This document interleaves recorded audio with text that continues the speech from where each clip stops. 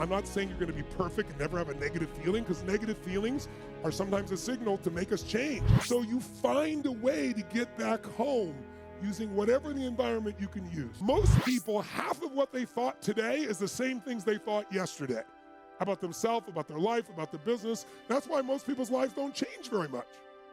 But if you wake up and you start realizing, I'm living in a home, an emotional home I don't want, you can change it. See, because everybody's got it. If you got $1 billion, check this out.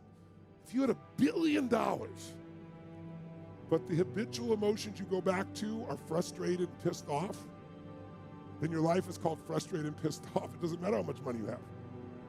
Write this down, please. The quality of my life is the quality of my habitual emotions.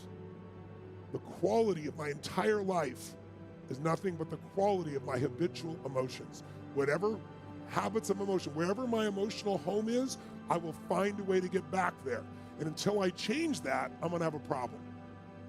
How many of you see people in some part of the world, in my country, for example, you'll see this in the middle of America where there's certain places that have cyclones all the time. Or maybe down in New Orleans or places where every few years you get a huge storm that wipes out everybody right on the coast there. But then 2 years later, it happens again. They rebuild, it happens again. How many have ever thought to yourself, why don't these people move? And why don't they move, guys? Because it's what they're conditioned. They call that home. I don't want to leave my home, it's what I know. It's easy to see when it's somebody else and it's physical. It's harder to see when it's yourself and it's emotional, because we have an emotional home. Some of you grew up in a really tough environment. I did too. Pretty brutal environment, very painful environment. Part of I am who I am is because I didn't want to suffer. I had to find answers. And because I suffered so much, I don't want you to ever suffer if I can do anything about it. I can't control it, but I can help massively. But it's only because I suffered so much, I don't want anybody else to. But think about it. Most people suffer even when they're successful. Listen, if you're successful and you're not fulfilled, that's the ultimate failure.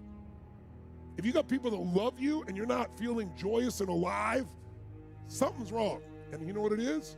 You got an old home you're used to. Maybe the home you're used to is not a very happy home. It's a home of worry, a home of frustration, a home of anger, a home of feeling everything's unjust. And so you find a way to get back home using whatever the environment you can use. How many of you know somebody who's always pissed off about something? How many of you know somebody who is always worried? How many of you know someone who's not really funny, but they think they are?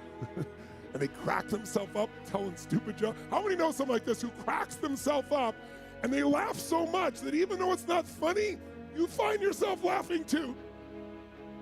These people have different emotional homes. Some people's home is anger. They'll always find something to be angry about. It's what they're used to. It's their conditioning. So even when the storm comes in and messes up their life, they go right back to that same shit. Wouldn't it be nice to upgrade your home, your emotional home where you live? What if you could live every day with a vast majority of the emotions you had were joy and gratitude and love and appreciation, even in the middle of COVID, even when somebody does something unjust, compassion, playfulness?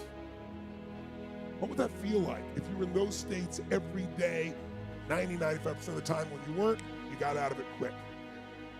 You can make that change this weekend, and I'm not exaggerating an ounce. I'm not saying you're going to be perfect and never have a negative feeling, because negative feelings are sometimes a signal to make us change. But most people have a negative feeling and they just hang on to it and keep living with it and find other things to be negative about.